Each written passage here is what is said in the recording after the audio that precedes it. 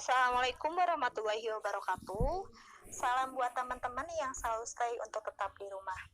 Kami kelompok 3 dari mata pelajaran sejarah wajib. Sebelumnya, kenalan dulu dong. Nama saya Wiwit Anggraini bersama teman-teman saya, Ai Siti Sumiati, Alfiah Ainun Mardatilah, Isna Aulia, Nazmi Tursina, dan Nurul Fijriani. Kami perwakilan kelas 11 MIPA 3 akan sedikitnya menjelaskan tentang perjanjian Royan-Royan. Berikut kontennya. Latar belakang, proses terjadinya, isi perjanjian, tokoh-tokoh perjanjian, dan dampak perjanjian. Kita awali dengan latar belakang. Perjanjian Royan-Royan dilatar belakangi oleh sebab terjadinya serangan dari pihak Belanda terhadap Indonesia setelah meraih kemerdekaan. Serangan Belanda berlangsung di daerah Yogyakarta.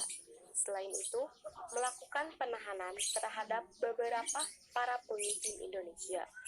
Belanda juga melakukan propaganda bahwa Tentara Nasional Indonesia telah hancur. Kemudian mendapat ancaman dari dunia internasional. Akibatnya, Belanda bersedia melakukan perundingan dan perjanjian Royan-Royan menjadi jalan menuju konferensi meja bundar yang berlangsung di Den Haag, Belanda. Perjanjian ini dimulai pada tanggal 14 April 1949, namun tidak berjalan dengan lancar karena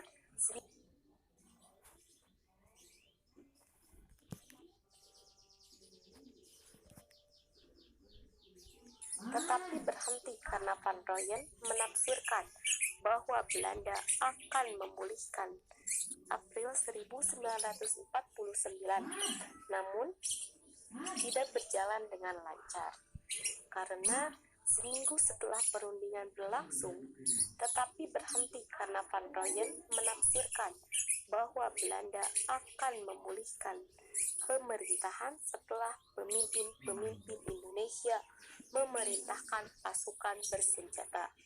Kemudian pada saat itu, Indonesia tidak melakukan hal-hal di atas karena para pemimpin-pemimpin Indonesia terpencar-pencar.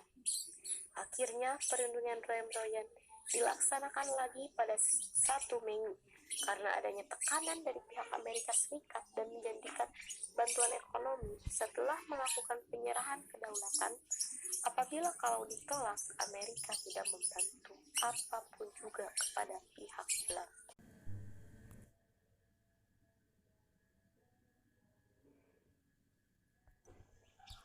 Proses terjadinya perjanjian Royan-Royan. Pada tanggal 14 April 1949, perundingan dapat dibuka kembali.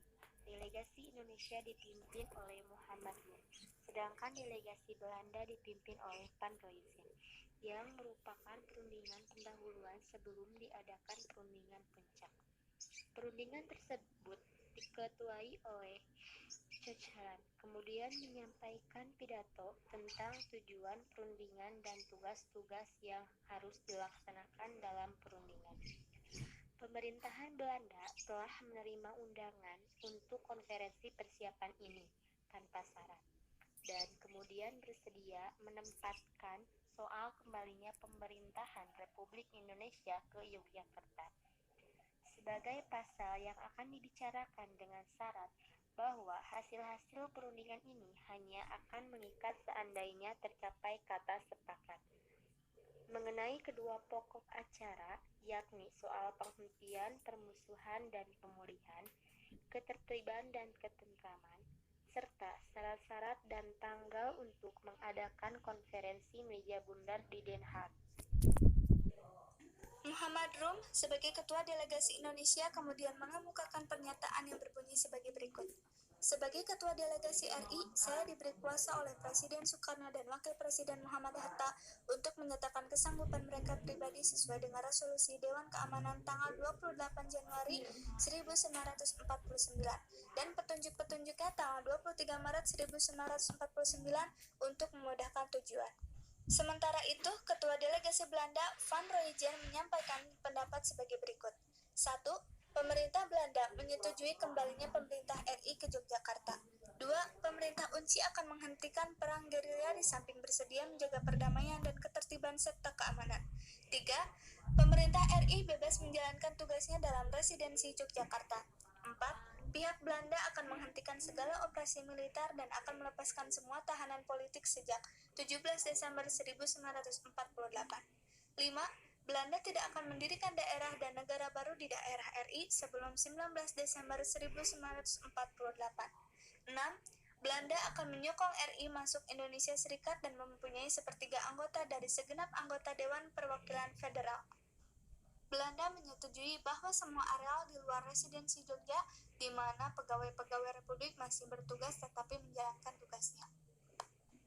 Dengan tercapainya kesepakatan dalam perjanjian Romroyen, maka pemerintah darurat Republik Indonesia di Sumatera memerintahkan Sri Sultan Hamengkubuwono IX untuk mengambil alih pemerintahan di Yogyakarta dari tangan Belanda.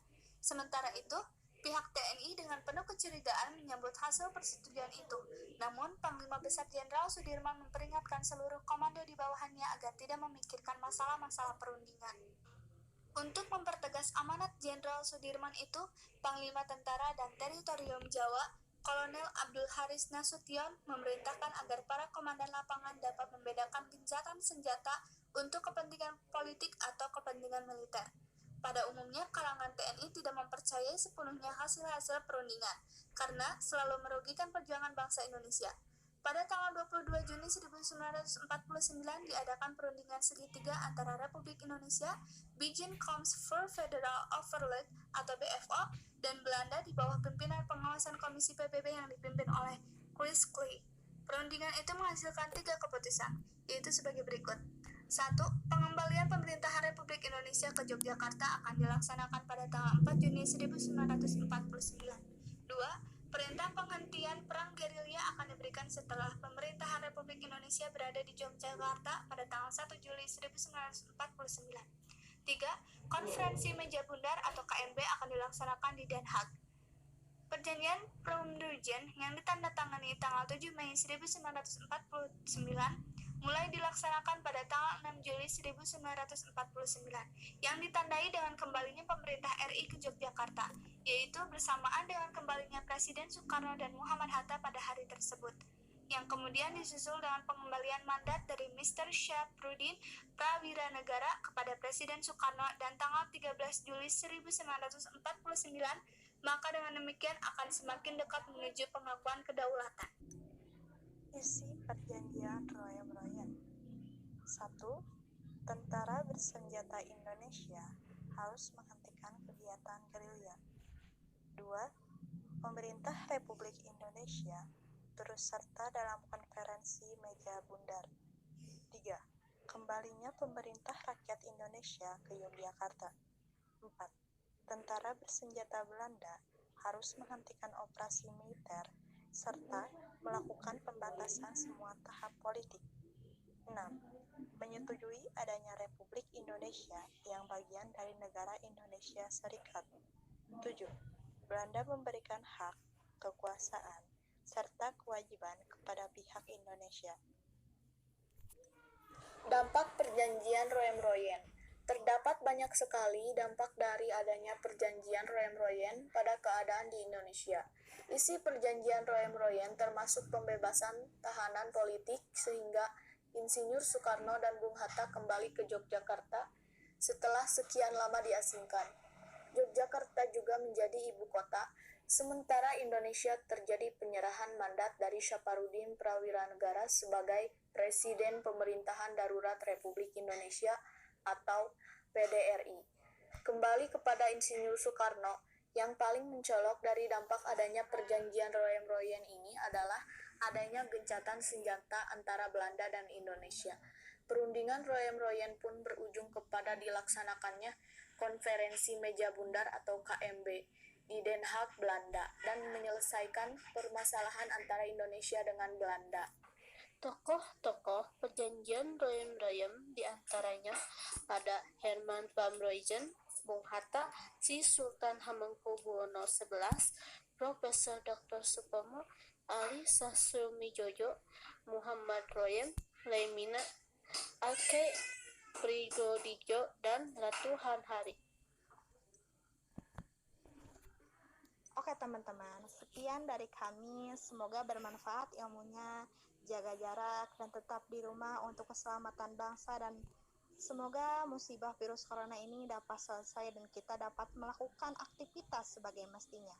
Jangan lupa subscribe, like, and comment di channel YouTube kami. See you next time teman-teman. Dah.